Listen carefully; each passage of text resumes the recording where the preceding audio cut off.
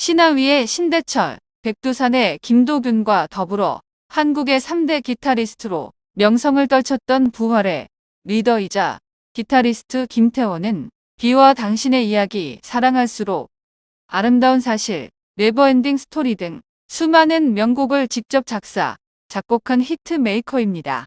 하지만 그는 데뷔하기 직전까지도 대인기피증을 앓을 정도로 온전한 상태가 아니었고 불법 약초 사건에도 연루가 되었다. 새 삶을 사는가 싶더니 가족들에게 폭풍처럼 시련들이 휘몰아치며 연달아 터졌습니다. 한국 3대 기타리스트라는 화려한 명성 뒤에 버티고 있던 인간 김태원의 인생사는 어떠했는지 한번 살펴보겠습니다. 김태원의 집안은 원래 재력가였지만 그가 초등학교에 들어갈 무렵 사업 실패로 가세가 기울어집니다. 하지만 김태원은 형들이 다니던 사립초등학교에 가까스로 들어갔고 교복을 물려입고 가난하다는 등의 이유로 친구들로부터 따돌림을 당합니다.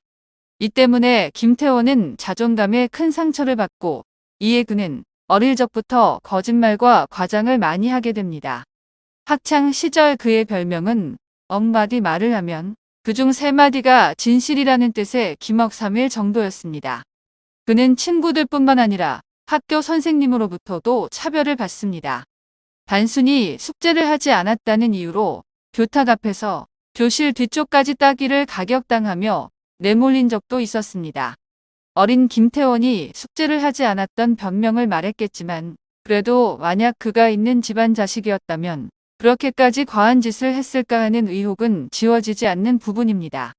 이런 부분들이 쌓이고 쌓여서 김태원은 학교 가기를 싫어하게 됩니다. 그는 이후 학교에 가는 게 죽기보다 싫어 학교 담벼락을 돌고 또 돌았습니다. 학교 가는 것이 설레어야 할 어린아이가 학교에 들어가기 싫어 홀로 담벼락을 빙빙 돌았습니다. 이러한 이유로 컴플렉스가 많았던 그는 약간의 자폐증과 더불어 폐쇄공포증, 대인기피증의 우울증까지 앓습니다. 그는 부활 1집이 나온 1986년까지도 대인기피증이 심해서 사람을 만나면 눈을 못 쳐다봤습니다. 그러다 우연히 그가 한 거짓말이 그의 운명을 바꾸어 놓게 됩니다. 중학교 시절 친구가 통기타를 새로 사서 줄을 못 맞추고 있는 것을 보곤 친구에게 잘난 척하고 싶어서 그는 자신이 할 수 있다는 거짓말을 하게 됩니다. 그러면서 기타를 만지기 시작했고 그는 이후 한국의 3대 기타리스트로 명성을 떨치게 됩니다. 당시 남학생들 사이에 기타를 잘 치는 아이가 인기를 얻었고 여학생들의 관심도 한 몸에 받았습니다. 그리 내세울 것이 없는 김태원은 죽자사자 기타에 매달리게 됩니다. 기타를 잘 치게 되면 자신 역시 다른 사람으로부터 사랑받는 사람이 되지 않을까 생각했던 것입니다.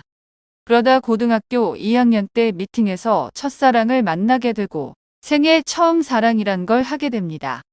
하지만 만날 때부터 반대는 이미 시작됐고 처음부터 반대 속에서 두 사람은 만남을 이어갑니다. 당시 그는 반에서 72등이었고 그녀는 전교 4등이었습니다. 김태원이 학교를 안 가면 그녀도 같이 학교를 안 갔고 두 사람은 동반 무단 결석까지 하게 되며 김태원은 결국 퇴학을 당하고 두 사람이 헤어질 즈음에 그녀는 전교 380등까지 떨어지게 됩니다. 김태원과 첫사랑은 몰래 섬으로 가출도 했고 동반 극단적 시도도 생각하지만 마지막에 마음을 바꾸고 서로 이별을 합니다.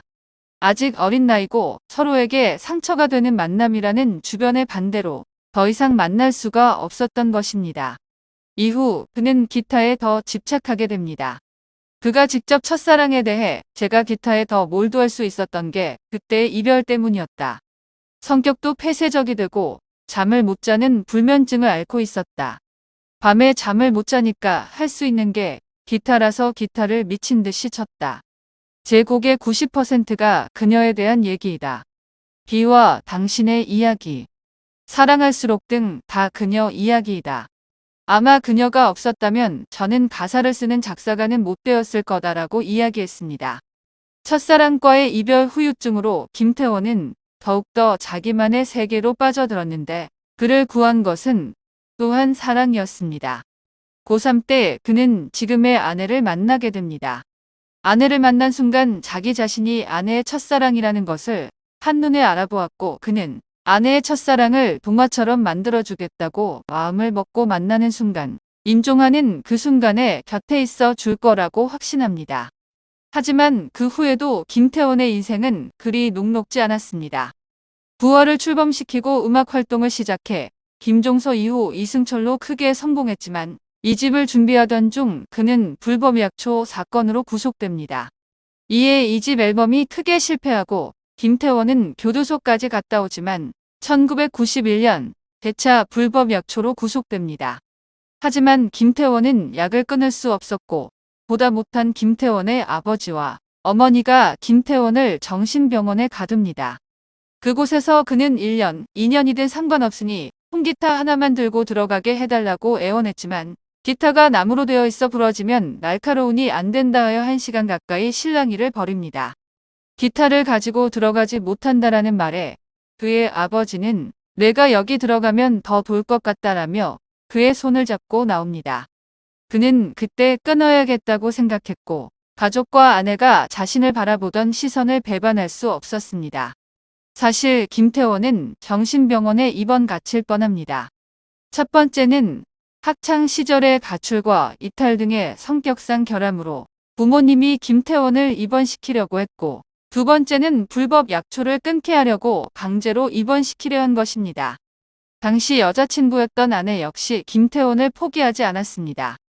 김태원의 부활이 1986년의 희야로 인기를 모으기는 했지만 이미 이승철은 탈퇴해서 독자적인 인기를 얻은 뒤였고 김태원은 약에 찌든 폐인 상태였습니다.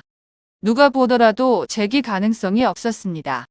하지만 여자친구였던 아내는 김태원을 결코 포기하지 않고 자신이 학원 영어, 수학 강사를 하면서 김태원에게 용돈을 줍니다. 결국 그는 이런 가족과 여자친구의 사랑 때문에 스스로 불법 약초를 끊기로 결심을 하고 외진 섬으로 들어갑니다. 한 번 들어가면 밖으로 나오기 쉽지 않은 섬으로 들어가 마지막으로 가지고 있던 약병을 돌멩이를 묶어서 과감히 바다로 던졌습니다. 반드시 약을 끊고 새 사람이 되겠다는 의지를 확고히 하기 위한 행동이었지만 결국 약병을 건지기 위해 수경까지 쓰고 바다로 뛰어듭니다. 약을 찾지는 못했지만 당시 그의 심경이 얼마나 비참했는지 알 수 있는 대목입니다. 여자친구였던 아내의 지극정성은 결국 그가 약과 술을 끊게 했습니다. 그는 이후 불법 약에 대해 이렇게 이야기합니다. 약을 안 하면 히트곡이 나올 확률이 10분의 1이지만 약을 할 경우 100분의 1이다. 결국 음악 때문에 약을 한다는 것은 망상이다. 요즘도 불법 약 사건이 많이 일어난다. 하지만 약은 장기가 아니라 뇌로 가는 것이다. 혈관을 녹이고 서서히 죽는 거다. 한 번 하면 무조건 들어간다. 그런 사람이 있는 장소에도 있으면 안 된다. 음악과 예술을 위해 약을 한다는 사람들에 대한 그의 일침입니다. 김태원이 긴 좌절에 늪에 빠져있는 동안에 부활을 탈퇴한 이승철은 인기를 얻습니다.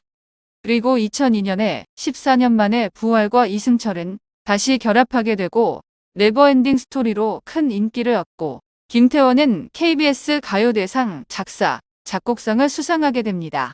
하지만 그 이면에는 또 다른 큰 아픔이 숨어 있었습니다. 그가 직접 예능에서 가정사를 고백했지만 아내가 아들과 딸을 데리고 외국으로 간 것을 두고 엉뚱한 루머가 퍼지게 됩니다. 이승철과의 갈등으로 김태원이 히스테리를 부려 아내와 아이들이 캐나다로 이민을 갔다는 헛소문이었습니다. 후에 자폐아인 아들을 위해 가족들이 떠난 것이라는 사실이 알려졌지만 이 안에는 더 깊은 속사정이 숨어 있었습니다. 당시 김태원은 아들의 자폐 증상을 받아들이지 못했고 이것을 불행이라고 여겼습니다. 결국 김태원의 말에 큰 상처를 받은 아내가 아이들과 함께 외국으로 떠나게 된 것입니다.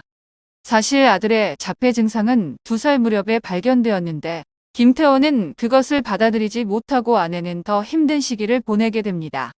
이후 김태원은 사실을 있는 그대로 받아들이기까지 10여 년 정도의 시간이 걸렸고 가족과 떨어진 그는 절절한 심정을 담아 노래를 만들게 되는데 그 노래가 바로 네버엔딩 스토리입니다. 보통 연인 사이의 사랑 이야기라고 오해하는 사람들이 많지만 김태원이 아내와 자식들을 생각하면서 쓴 가사입니다.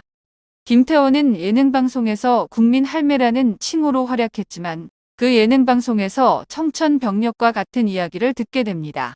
특집 방송을 위해 받았던 위암 검사에서 그는 위암 초기 판정을 받고 수술을 하였고 다행히 완쾌하여 이후 정규 콘서트에서도 깊은 감동을 주었습니다. 그러던 2018년 한 방송에서 아내는 치매 위험을 경고받기도 합니다. 아내는 그동안 홀로 아들을 키우면서 느낀 외로움과 스트레스를 털어놓으며 끝내 눈물을 보이고 말았습니다. 이에 김태원은 처음에 자폐 판정을 받았을 때 짐을 지고 가야 한다고 생각했다라며 아들이 말을 안 듣고 혼자 길거리를 다니는 것에 대해 걱정만 했지 그 친구를 안지 않았다. 아들을 미워했던 때가 있었다고 털어놨습니다. 하지만 시련은 끝이 아니었습니다. 그는 2011년 위암으로 수술을 받았음에도 계속 술을 마셨고 이후 2019년 폐혈증을 앓게 됩니다. 그는 방송에서 죽을 때까지 술을 마시면 안 된다. 갑자기 쇼크가 와서 한 4개월 정도 죽느냐 사느냐의 기로에 섰었다.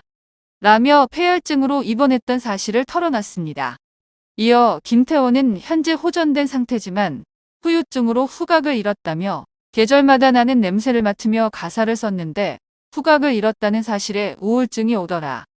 굉장히 힘들었다고 말했습니다. 최근 김태원은 가족 모두 함께 한국에서 지내며 석좌 교수로 강연과 공연을 이어나가고 있습니다. 김태원의 빈번한 예능 출연을 비판하는 사람들도 있었습니다. 전설답지 않게 예능에 나와서 웃음이나 사연팔이를 하지 말라는 비난인데요. 이에 대해 그는 이렇게 답했습니다. 처음 아이의 병을 알았을 때의 충격은 어마어마했지만 그로 인해 6년 동안 깊이 사색할 수 있었다. 그러다 생각이 들었던 것이 나는 그마나 밥을 먹고 사는데 정말 어려운 가정에서 그런 아이를 만나면 얼마나 큰 지옥이었을까 하는 생각이 들더라. 집사람과 아이들이 있는 필리핀에서도 그런 부모들을 많이 만났다. 실제로 극단적 시도를 하는 부모들도 많다. 색으로도 향으로도 맛으로도 표현할 수 없는 그런 상황이다. 겪지 않고는 모른다. 제가 음악을 팔아 장애인 학교를 세우겠다는 생각은 그렇게 해서 나오게 된 거다. 오랜 시간 그가 좋은 노래와 이야기를 들려주길 그리고 그의 가족 모두가 행복한 하루하루를 보내길 바라며 이상 마칩니다.